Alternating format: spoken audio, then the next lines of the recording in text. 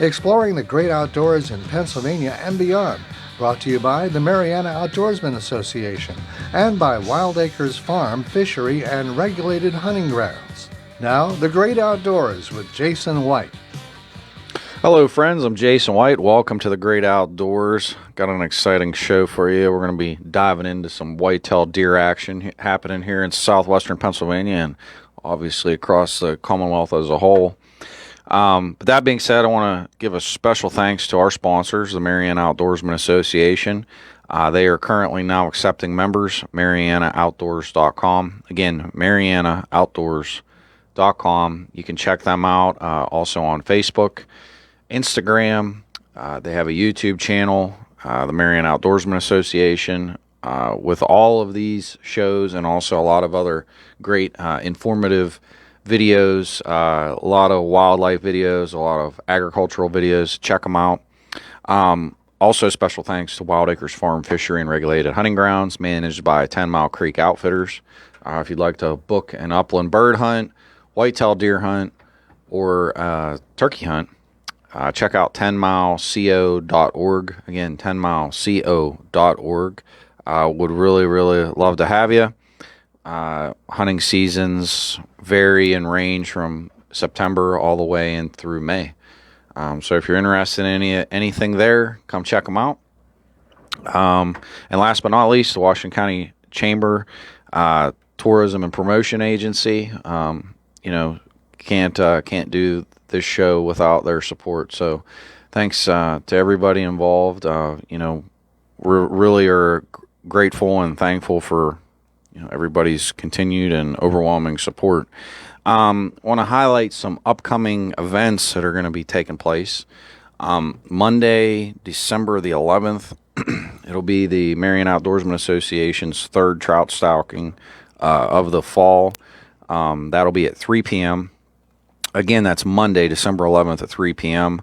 Always meet at Wild Acres Farm. That is 1997 Morey Road, Clarksville, Pennsylvania, 15322.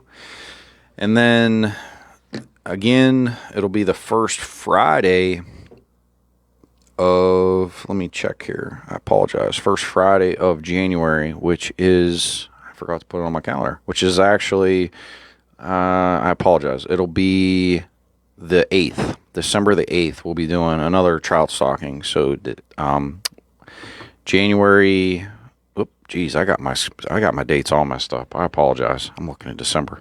January 5th, 2024, that'll be our fourth stalking. So, again, December 11th will be 3 o'clock, and then January the 5th will be at 3 o'clock. So, same locations. We always meet at Wild Acres Farm. Happy to have you. And then we'll be stalking February, March, April, May, potentially into June. That kind of is hit and miss.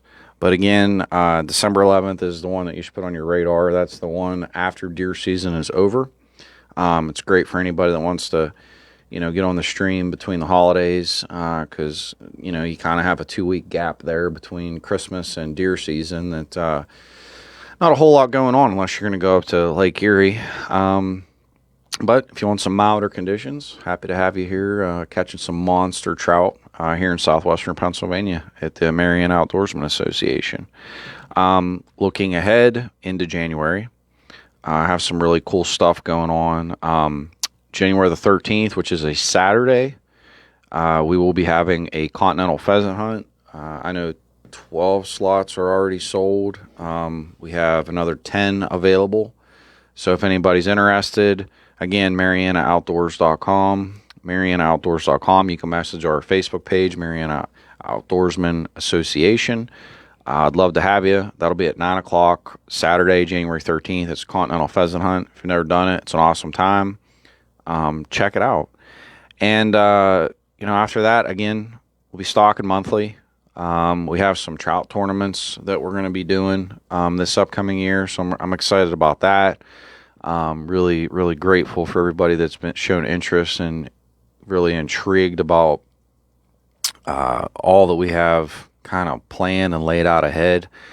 But right now, we're kind of in the thick of things of rifle season in Pennsylvania, and it's an exciting time. it's an exciting time because there are so many different tactics and strategies that I want to talk about today. Things that I've seen just, in the past week. Did some guided hunts. Have had a lot of success. I had a guy that shot a 200-pound buck. Fantastic deer. The one thing I'll tell you is trail cameras are fantastic. I think trail cameras are something that really kind of get you to pattern deer, that kind of tell you what's in the area. They get your blood pumping. I think they get you motivated to get out into the woods. But the one thing that I think is critical and honestly kind of paramount is do not take that as the holy grail of what you have either on your property or wherever you're hunting, even no matter where it is. And the reason I say that is since I've been a guide, 3 of the biggest bucks that have been harvested never saw them before. Clearly, they've clearly had to have come from other properties and been pushed in. I like to tell people to sit tight, because typically when people are driving deer on other places around you, you have a very good chance of seeing something get pushed your way. So that's just something that should always be in the back of your mind is just because you haven't seen a deer all year or haven't known that a deer even existed, does not mean it's not there. And it doesn't mean it's not on your property.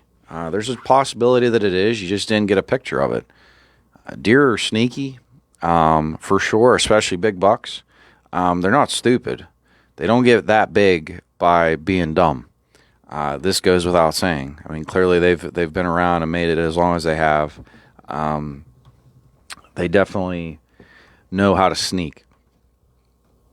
Now, weather conditions on opening day this year were fantastic. It was in the 30s, sunny. Again, that Sunday, one of the Sundays we are allowed to hunt in Pennsylvania. Another awesome day. A lot of deer movement, a lot of people moving. And I think it goes to the whole highlight of why Saturday and Sunday hunting is so important is a lot of people work Monday to Friday. Not to say that that's everybody, but most schedules, I would say, are conducive to Monday to Friday. And then Saturday and Sunday are the best chance for people to get out and to have positive action. We lucked out. Saturday and Sunday on opening weekend, the weather was fantastic. So when you're talking about deer harvest, you couldn't have beat it. Couldn't have asked for better conditions. Conditions were fantastic. Monday and Tuesday, terrible conditions. 25 mile an hour winds, flurries. The deer are just not going to move in that. And add on top of that, most people are working. A lot less pressure. It's the nature of the beast. So I think just in that kind of visual and listening study that I would say that I've done just from experience, the weekends are when you see the most action, when you see the most activity, when you see the most deer being harvested. And, that's huge. I think that speaks volumes about the importance of Sunday hunting. I think it speaks volumes about the importance of a Saturday opening day. I know that there's some folks out there that wanted to go back to Mondays, and I mean, we all can believe what we want to believe, and we all can feel how we want to feel. I certainly think and know that more people have availability on the weekends. I think that's just simple and utter fact. That's really not an opinion. But most people have a better opportunity and a better chance to get out in the woods on a Saturday and a Sunday as opposed to, Monday or even these other days, and not be allowed to hunt on a Sunday. So I think we're headed in the right direction in Pennsylvania. I really believe that. I know I've talked about it on the show about the importance of Sunday hunting and why we should head that direction to get more people in the outdoors, to engage our kids, to get more people interested, more opportunities equate to more deer harvests, which, being involved in a Pennsylvania Farm Bureau, the amount of crop damages currently through the whole state is kind of mind-boggling. I don't know how it got to this point where the wildlife numbers were so unmanaged or mismanaged, and I just think it's clearly clearly an issue, clearly a problem, things that need to be probably resolved and rectified. I I don't think it's a probably. We're at a point now where some of the deer numbers in certain areas, especially where there's agricultural zones, it's getting out of hand. It's getting out of control. Um, and I thought about some things this week because I thought it was pretty interesting. I had some folks up that were from out of state, and I had them buy doe tags because I wanted them. Like, my goal was for them to harvest some does, and obviously their primary function coming was to shoot a buck, and I understand that, and I knew that, but it really kind of shed a light on the fact that um, if somebody literally, because some of the pictures that are painted is that well, people are buying tags and they're just not shooting at does, or they're not whatever. I can tell you, legitimately for 2 days, like, the goal was to shoot a buck, which 2 out of the 3 gentlemen did. But then the weather turned so poor on Monday that just one of them was cutting meat all day.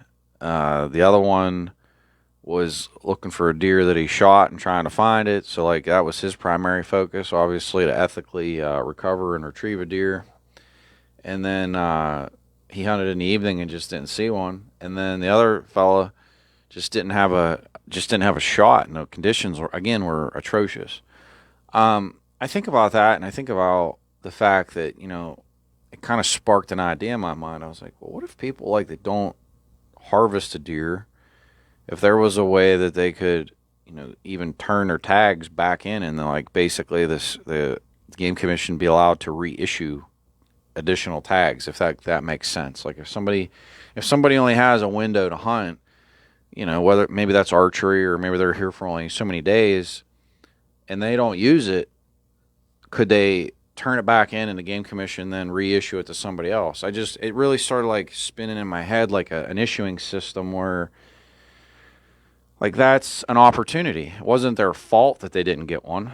They tried, but they only had a very small window, a very narrow margin of time. And that's something that, when you talk about deer harvesting and even these crop damage conversations, right now, some people only are able to hunt on the weekends. So, if they don't get one, it's not like they're legitimately getting the 2 full weeks or even able to go out and rifle. Everybody's schedules are different. There's people that travel for work. There's people that only have so many vacation days, and clearly, going with the family to the beach or going with the family to whatever it may be, that's in some capacities somebody's priority.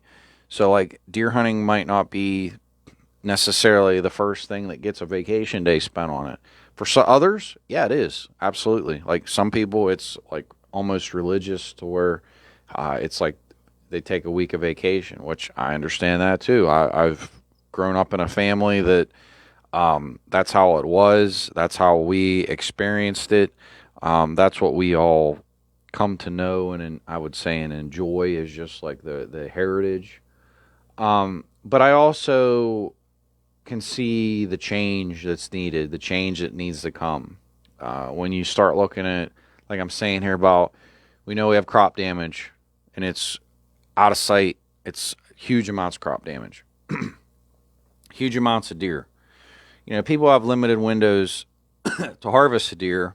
If our crop damages are as bad as they are, and people's property damages are as bad as they are, and we're the number one state of the 50 with vehicle wrecks, I don't know in the capacities of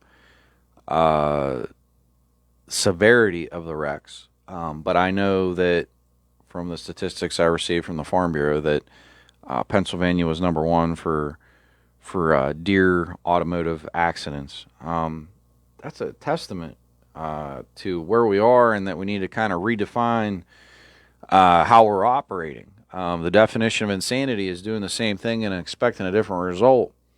But we're sitting here, to my point, we're out of doe tags in 2A, which touches parts of 6 counties.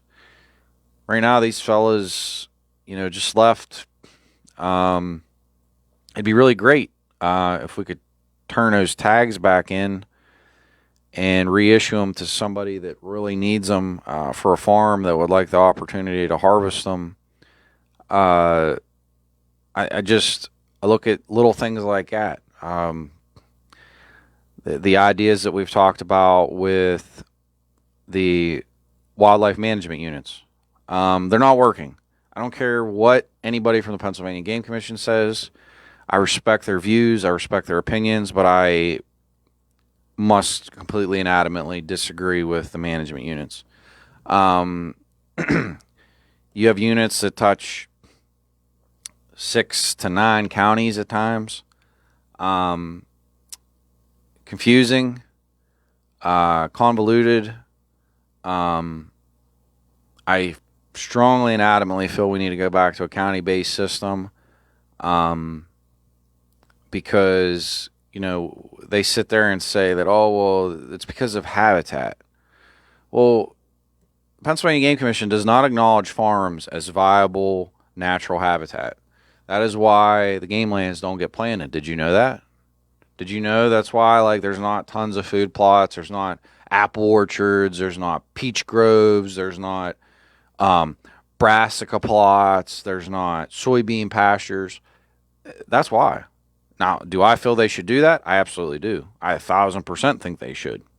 It would help draw more deer to the game lands.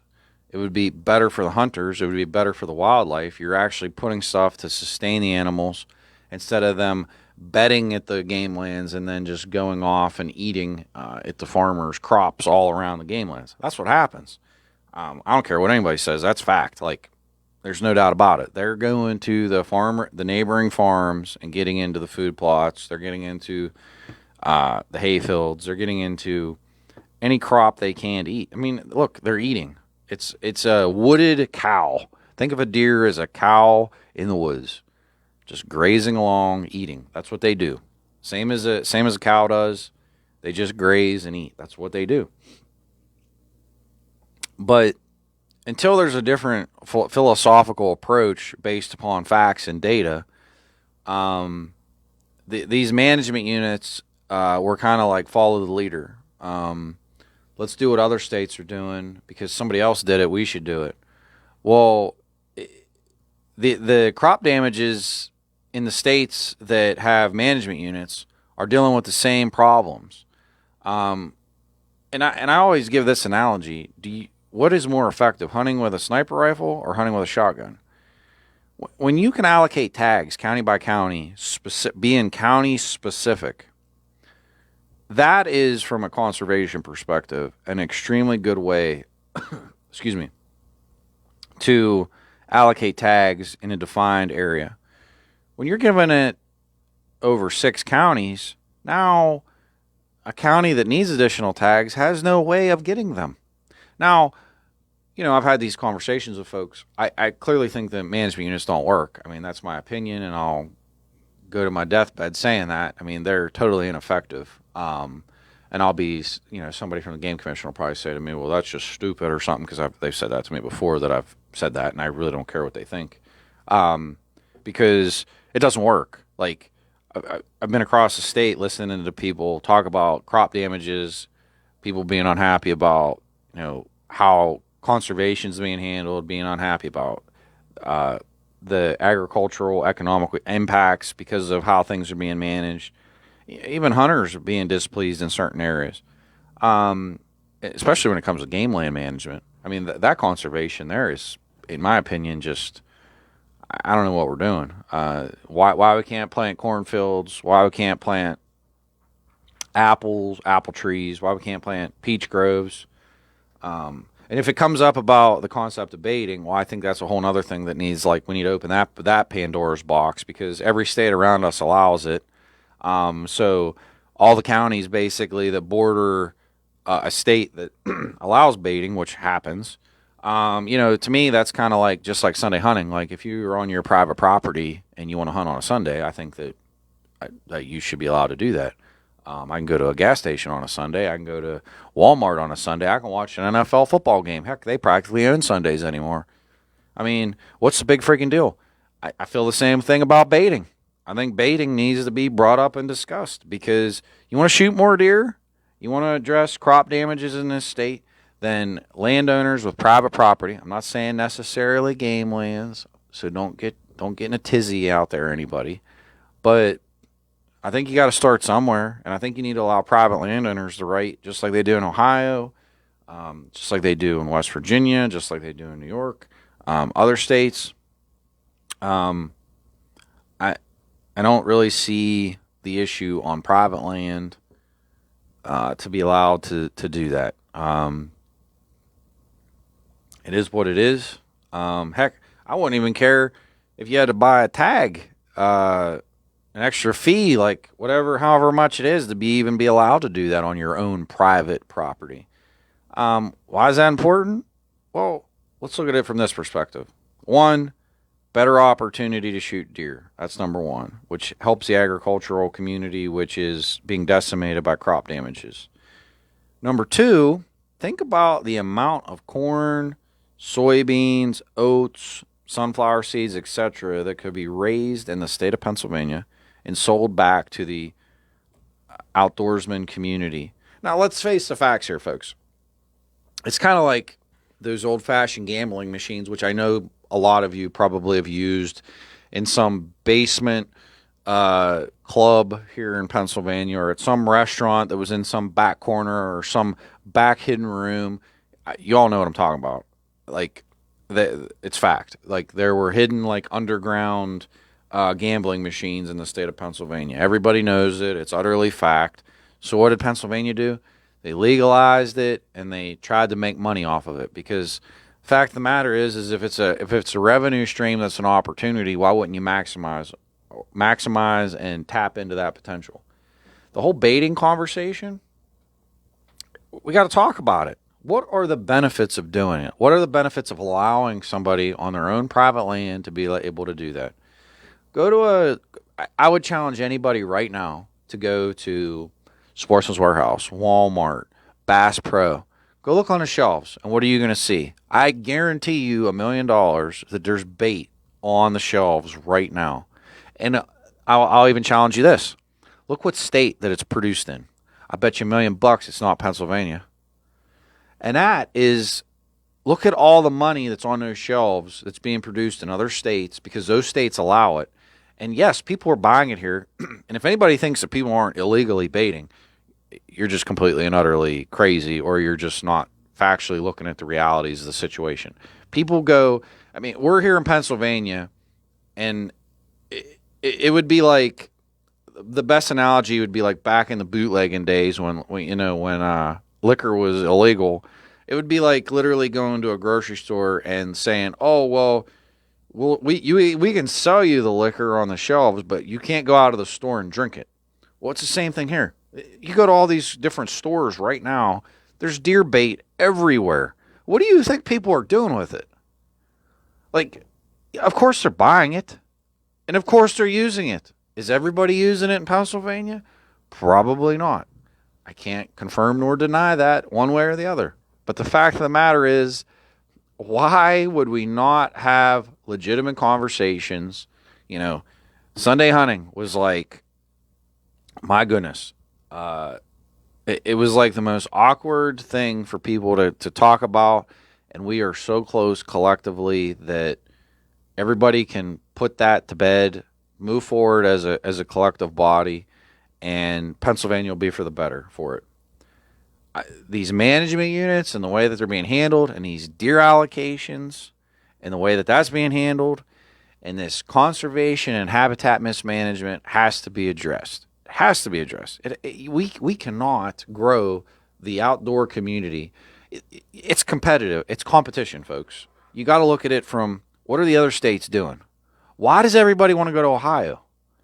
I go to these sporting shows. Like, holy smokes. I mean, these people have feeders where they're buying truckloads of corn and they feed these deer all year long. That's why they're so big. They're gorging these deer to be ginormous. But guess what? That is their choice. They don't have to do that. That's what they like to do. It's the option, the opportunity. And guess what? The money's going back into the economy.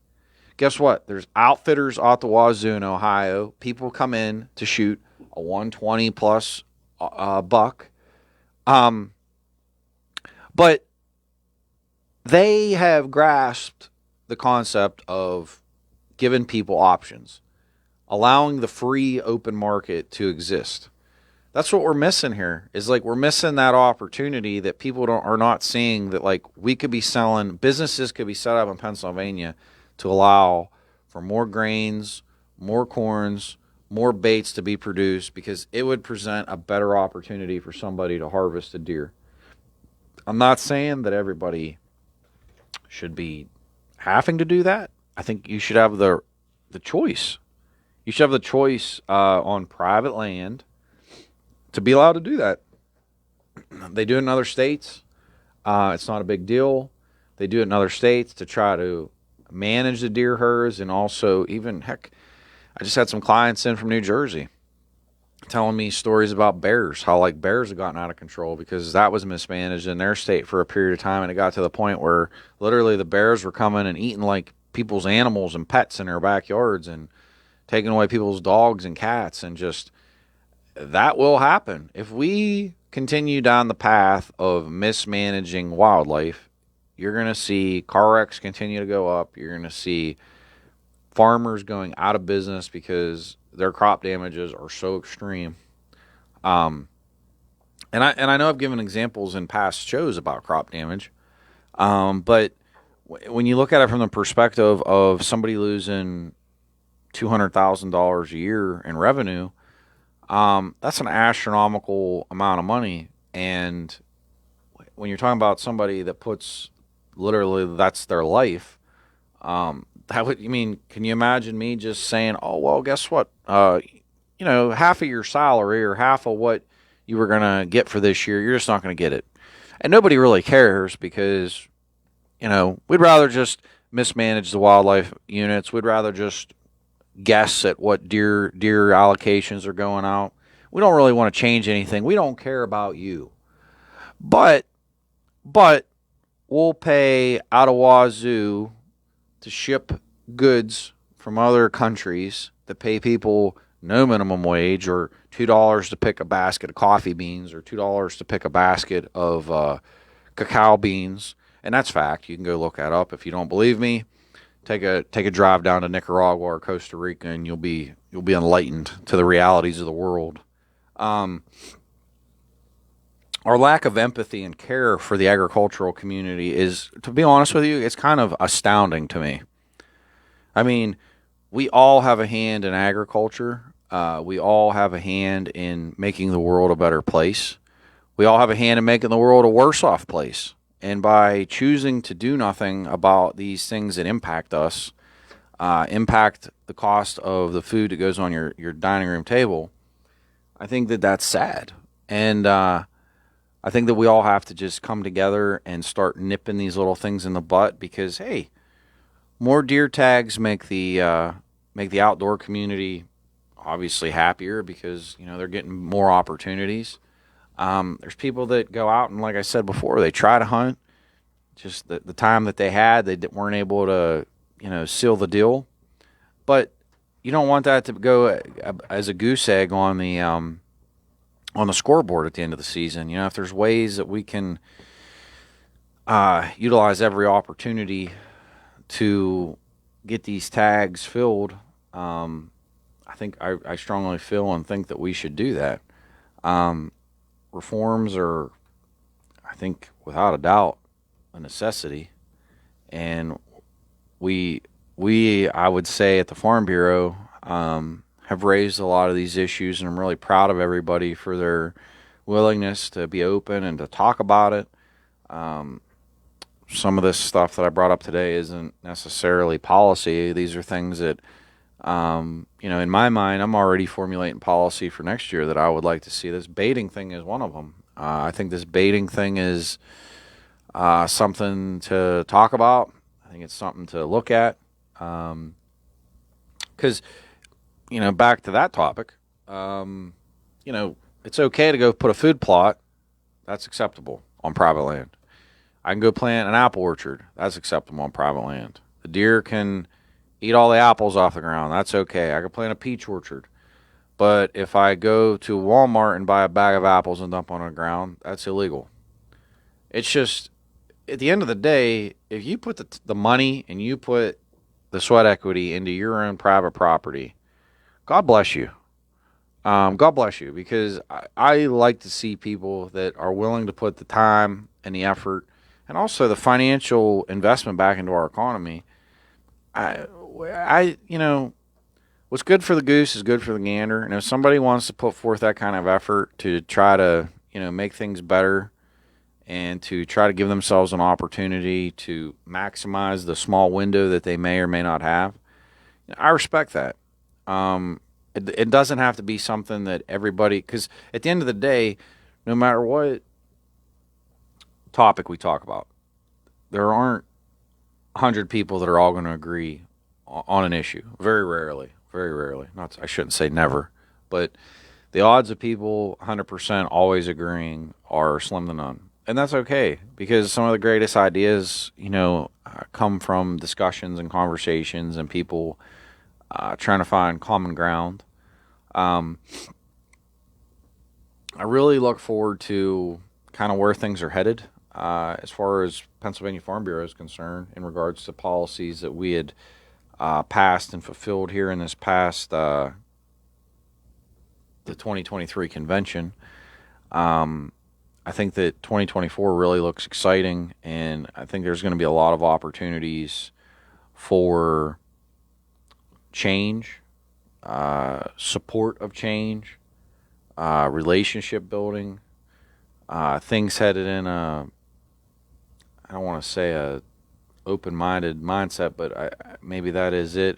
Just collaborative efforts, things that haven't been done in those capacities before. It's just a really exciting time. I'm really looking forward to it, because a lot of the stuff we talked about today are on the horizon. Some of them, like the baiting thing, that's a little farther down the road, but in my mind, it's something that I'm already starting to think about now, because I'm already looking 2-3 years away of what are additional things that we can do to try to implement positive change. I would say Pennsylvania is one of Pennsylvania's biggest Achilles heels is lack of willingness to change. We want things to get better. We want things to improve, but in some capacities, we don't want to change. We don't want to change with the times. And I think that is our own demise in a lot of ways as a collective group. That lack of listening, or that lack of knowledge to look at what other people are going through. I think it's unjustified and unwarranted for an outdoorsman to not care that, a farmer might go out of business because of crop damages. I just think that that's something that we all should be share empathy for, that we don't want to see that happen. So it's not about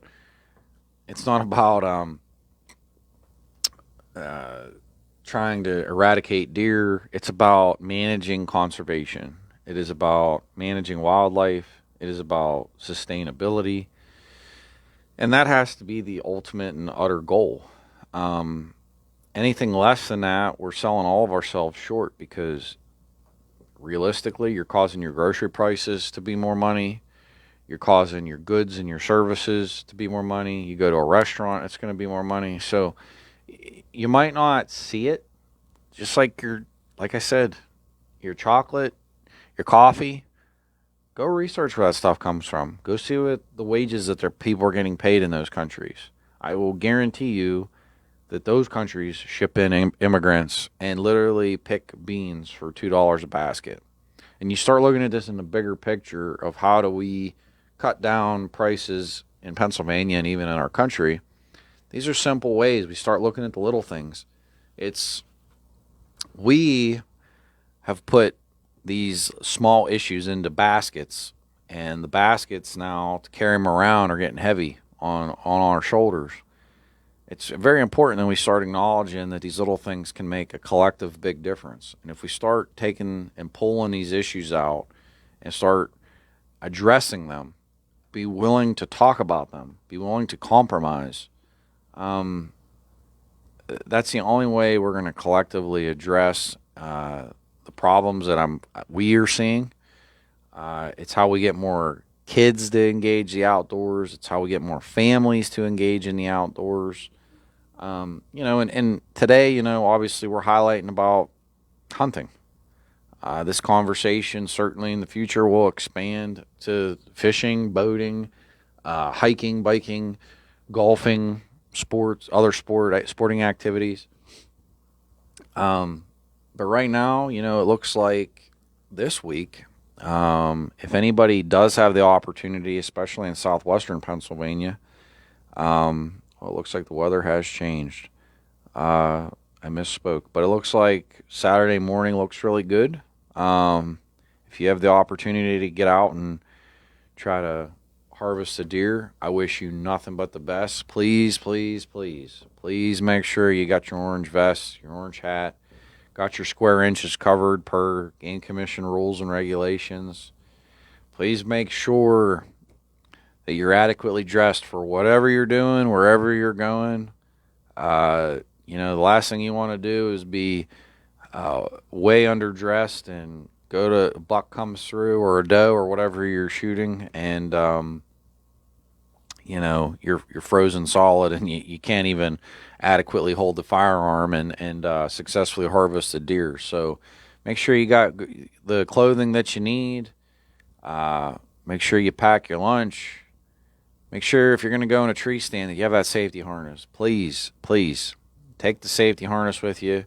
You're better to be safe than to be sorry. The last thing you want to do is to be falling out of a tree stand. That would be just absolutely and utterly terrible. And, take the safety harness. Wear it. Use it. It could save your life. And you don't want to be crippled. You don't want any friends or family in the same capacity, or for that matter, anybody. So please make sure you have that safety harness if you're going to be climbing. Please, if you pull up on a deer, know your backdrops. Know what's behind certain areas. Know that you have a clear and safe and concise shot.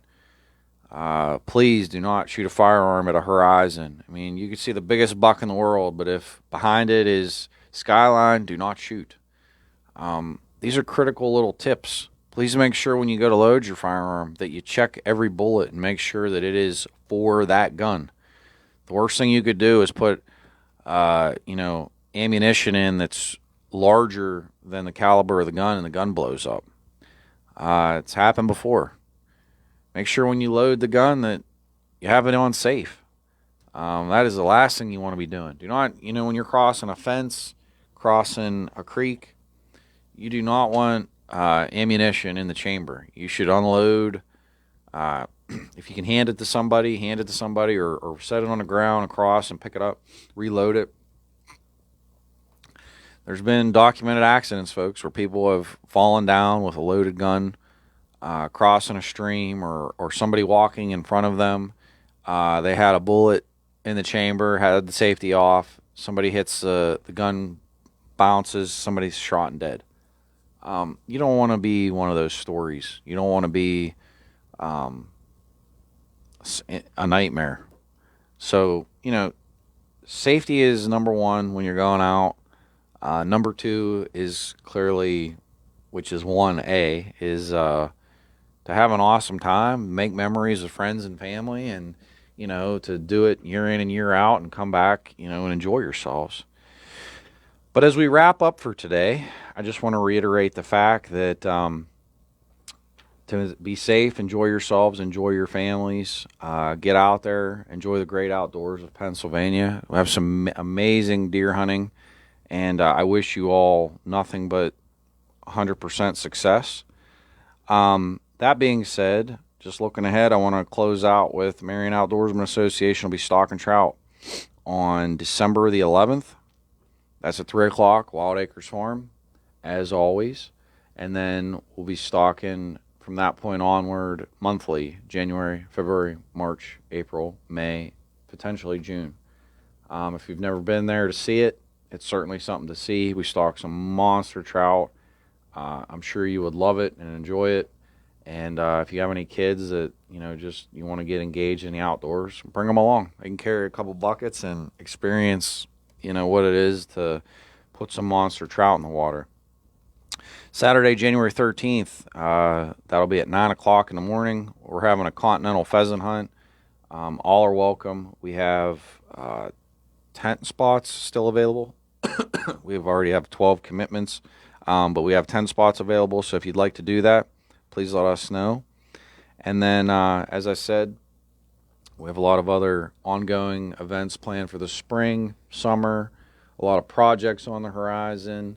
But if you'd like to join the Mariana Outdoorsman Association, please go to marianaoutdoors.com. Again, that's marianaoutdoors.com. If you want any information beyond that, you can go to Facebook, Instagram. We have Anchor Radio. We also have Spotify that you can go back and listen to any of these episodes. And you can also go to our YouTube channel. All are very informative. All of them dive into different topics about the outdoors. I try to, as the year progresses, I try to talk about topics relevant at that time. Obviously, today's white-tailed deer hunting, and I'm looking forward to some upcoming episodes because we're going to be talking about trapping in Pennsylvania, having a lot of actually beaver issues that I'm going to be diving into next week. We've had a lot of beaver dams, and I would say beaver dams causing stream bank erosion, which is actually quite a big problem with sediment control and also with just destruction of private property. So I'm really looking forward to dive into that with you. And, I just want to let everybody know, I wish you all nothing but the best for the holidays. We welcome you at the Marion Outdoorsman Association. We welcome you at Wild Acres Farm. And I know on behalf of Washington County, Washington County welcomes you to come and visit, live, work, and play. But on behalf of the great outdoors, I'm Jason White. Until next week, please be safe, enjoy yourselves, shoot straight, shoot safe, and make some great memories with friends and family. God bless. Thank you.